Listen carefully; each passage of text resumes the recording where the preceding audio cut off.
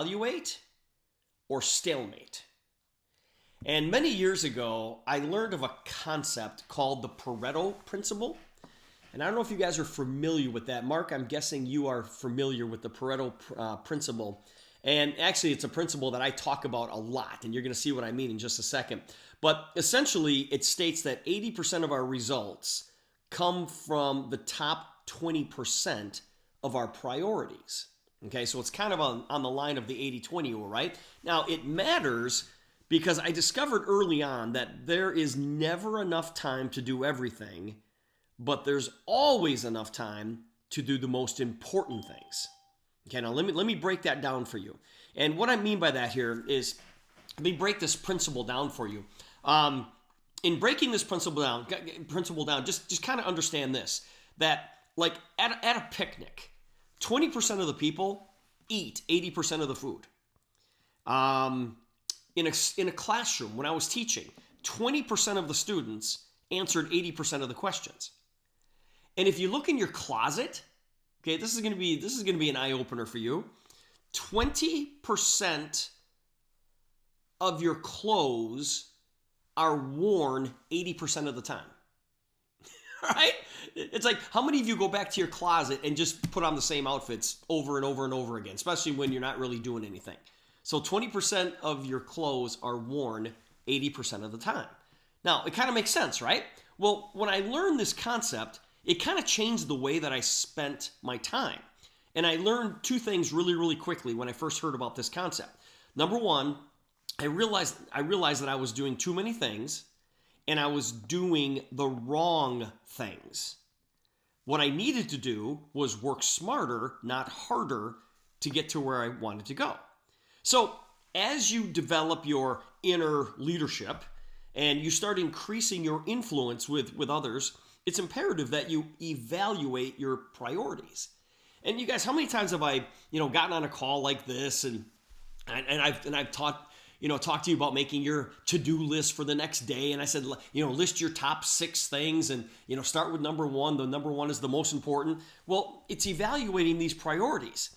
And if you're managing your time and you're cramming your days with the wrong things, well, then you're going to stalemate. Then you're going to have a stalemate in your business. You'll get stuck on managing instead of leading. So that's why today I'm going to give you 3 R's. I'm going to give you 3 R's to determine the few priorities that you need in your top 20%. Okay, now remember, there's never enough time to do everything, but there's always enough time to do the most important things. Okay, kind of live by that. Now, I want you to use these 3 questions to determine your top 20%. Now, these 3 R's, and I'll tell you what the R's are in just a second, will help you evaluate your priorities so that you're successful in leading yourself. Because you can't lead others until you lead yourself, and that's going to kind of eliminate the stalemating. Okay? So here's what I want you to do. I'm going to ask myself the questions, and then you guys can turn it on to yourself. But the 3 R's are this. Number 1, what's required of me? In other words, what must I do that nobody else can do? Number 2, what's my return? Okay, what areas of my life give me the most joy, fulfill my passion and fuel me? And number 3, what's rewarding to me? What areas of my life are most satisfying? So what's required of me, what's my return, and what's rewarding? Those are the 3 R's: required, return, rewarding. Now, I want you guys to ask yourself those 3 questions. And listen, I'll post this in our Facebook group, so if some of you are driving, you're like, I don't even know what those 3 R's are. I already forgot what the 3 R's were. But I'll post it for you guys. But I want you to ask yourself those 3 questions and then make a list and determine your top 10 priorities. What are your top 10 priorities on a daily basis? Is it your family, faith, business, exercise, What is it? Try to list 10 priorities in your life, okay? And I was doing this with you guys. Those 4 just came out of my head, all right? Business, family, faith, exercise, and there's obviously many, many more. But then what I want you to do is I want you to circle the top 2. Circle the top 2. Is it your faith followed by family? Is it family followed by business? Is it your faith followed by exercise? I don't know. Whatever it is for you, circle the top 2.